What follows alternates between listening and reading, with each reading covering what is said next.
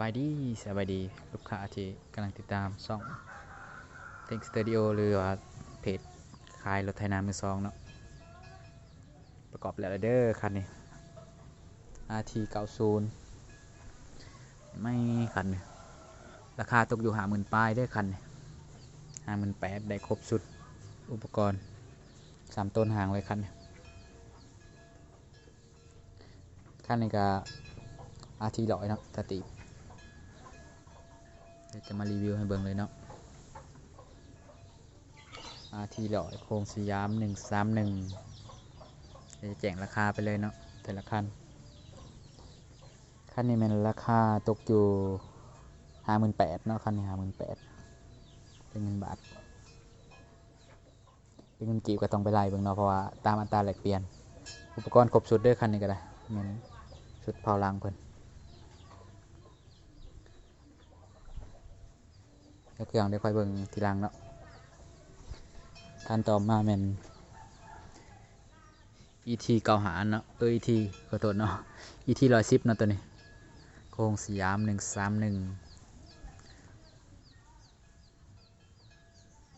งามเลยตัวนี้ราคาตกอยู่48,000เนาะคันนี้48,000ครบสุด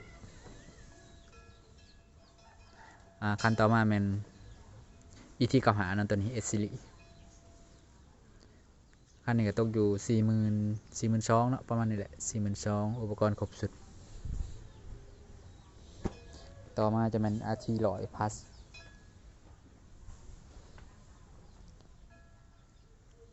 คันนี้ก็งามเลยคันนี้ก็ได้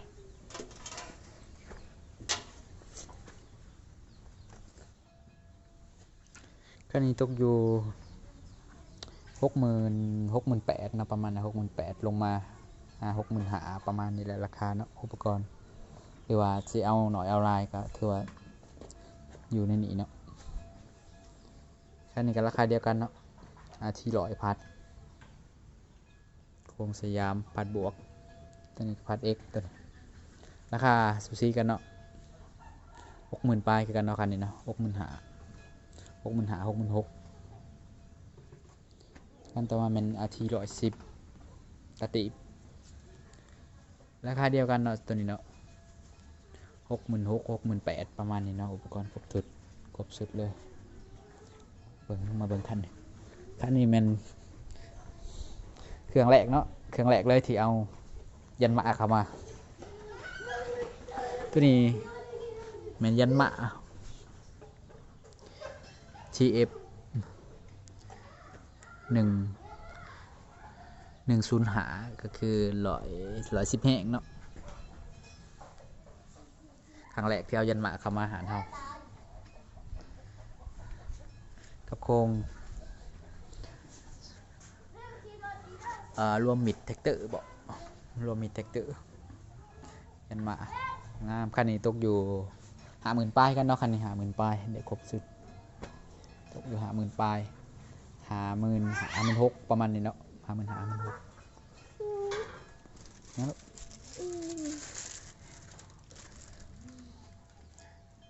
ต่อมาก็จะมัน RT110พัดคันนี้ใหม่เนาะคันนี้ใหม่เลยหล่อบรวมเด้อแต่จะแจ้งราคาคันนี้ตกอยู่70,000ปลายเนาะคันนี้75,000สีผิวงามๆเลยคันนี้75,000เด้อคันนี้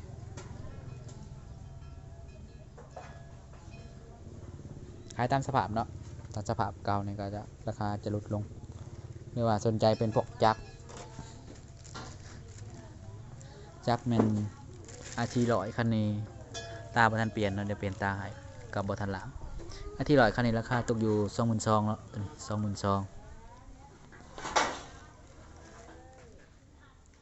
ตัวนี้ RT100กันเนาะรุ่นเดียวกันตัวนี้ตกอยู่26,000เด้อตัวนี้26,000ตามสภาพเนาะใหม่เก่าตัวนี้มันยังใหม่เสียงกันเจ็ดกว่ากันตัวนี้ RT110พัดตกอยู่29,000เนาะตัวนี้เนาะ29,000ราคาตามสภาพใหม่เก่าเบิ่งกันนั่นนี่ตัวนี้ก็ราคาเดียวกันเด้อตัวนี้ราคาเดียวกัน29,000 RT110ตัวเก่าตัว ตัวนี้ก็28,000ตัวนี้28,000ได้อยู่ตัวนี้ที่110กัน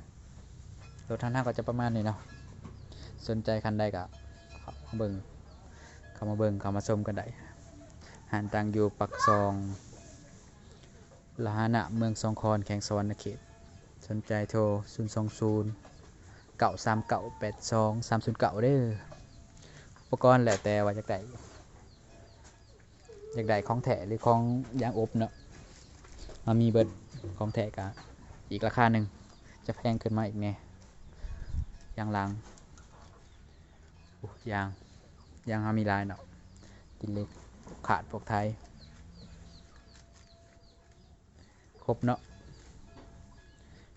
โอเคสนใจตัวใดก็ทักเข้ามาเด้อ